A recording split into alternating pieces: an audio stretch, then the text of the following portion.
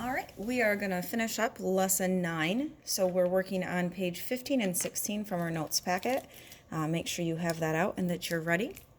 So first of all, we always are going to do our word problem breakdown. It says the perimeter of a rectangle is 30 inches. If its length is 3 times its width, find the dimensions. So we know that perimeter means that we're going to add all sides. Perimeter means that we add all of the sides together. We know that if it's a rectangle, that we have 2 long sides and 2 short sides, and that we're going to add them all together. We know that the total perimeter is 30 inches, so all the sides added together equal 30 inches. Its length is 3 times its width. Find the dimensions. So we know that this length is 3 times as long as this. So if we take our width and we multiply it by 3, we'll get that. Okay? So we are going to have the same variable of x, but it's going to be used multiple times. So we know that there are 4 sides in a rectangle, so we're going to have to use it multiple times to get to our answer. So first of all, we need to find the length because it says to find the dimensions. And the length is x, and the width we know is 3 times that. Like, we have to multiply the width by 3 to get to that. So if we take this x and we multiply it by 3, we're going to get this length. Okay? So now when we put this all together, we have to think about this. We have a length, but perimeter means I have to add all sides. So if this is a length and this is a length, then I'm going to do x plus x. And if one width is 3w, so or 3x, sorry, then this one is also 3x. Because I have 2 lengths, so those are represented by my 2 x's, and I have 2 widths, which are represented by my 3 x's. And together, that needs to equal 30. So now we're going to combine like terms. Notice every single one of these terms has an x in it. So that means we can add all of these x's together. So I have 3x plus 3x gives me 6x, plus x is 7x, plus another x gives me 8x. This is now down to a one-step equation to finish it. So instead of multiplying by 8, I'm going to divide by 8.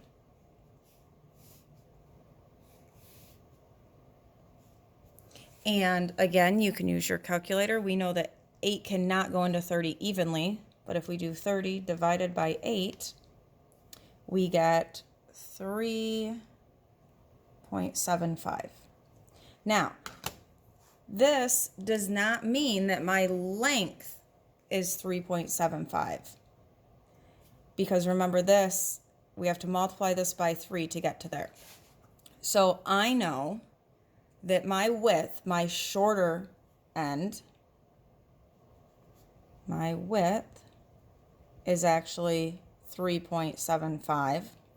And to get my length, we have to multiply 3.75 times 3. So if we do 3.75 times 3, that's going to give me my length, my long side.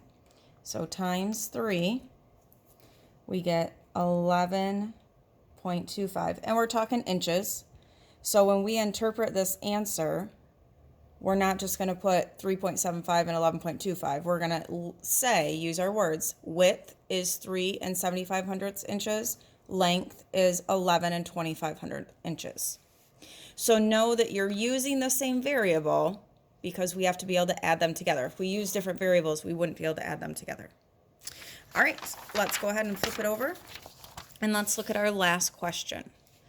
our last question says, the ages of 3 sisters are consecutive integers. That's an important word. The sum of their ages is 45. Calculate their ages. So I have 3 sisters, so I'm talking about 3 different people. Consecutive integers. Consecutive integers means one right after the other. So like 4, 5, 6, 10, 11, 12. Those are consecutive integers. Sum tells us to add. So when their ages are added together, the total is 45. Now we have 3 sisters, so I need to represent each of those sisters individually. So I have the first sister, second sister, and third sister. I don't know anything about them except for they are consecutive integers. So if I make the first sister X, to get to the very next number, whatever this is, to get to the very next number, if it has to be the one right after it, then I have to add 1. So like if this were 5, the next consecutive integer would be 5 plus 1, which is 6. So then I have to get to the next consecutive integer, because all 3 of them have to be consecutive integers. So if I take x, I already did x plus 1, so this one's going to be x plus 2. So for example, if this were 5, then these would have to be 6 and 7. 5 plus 1 is 6, 5 plus 2 is 7, so that would work. Now I know that altogether it's 45, so I have to use all of these things in my equation. I'm going to add them all together. So the first sister plus the second sister plus the third sister equals 45. Now I'm going to do some combining like terms. So I have x plus x plus x. So there are 3 of them, so that gives me 3x. And then I have 1 plus 2, so that gives me plus 3 equals 45. Now I can solve this like a 2-step equation. So I'm going to cover up that variable. Instead of adding 3, I need to subtract 3 from both sides, because my goal is to get that variable by itself. 45 minus 3 is 42. I'm going to bring down my 3x. Now my last step, instead of multiplying by 3, I'm going to divide both sides by 3. And again, you can use your calculator. 42 divided by 3 is going to give me 14.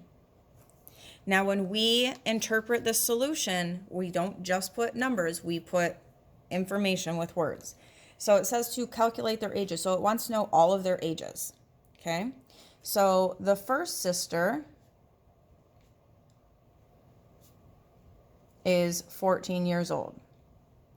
And we know that the first sister is 14 years old because we said she was just x, and x equals 14. The second sister is 14 plus 1. So the second sister has to be the next consecutive integer, and 14 plus 1 is 15. So the second sister is 15 years old. And because we're using consecutive integers, we need to make sure that all the numbers come right after the other. So 14 plus 2 is 16. So the third sister is 16 years old. We would want to see all of this in your interpret the solution. And now we're going to double check and make sure that we have the right numbers, because all of these 3 ages together need to equal 45. So let's see, we have 14 plus 15 plus 16. They equal 45, so that was like our check step.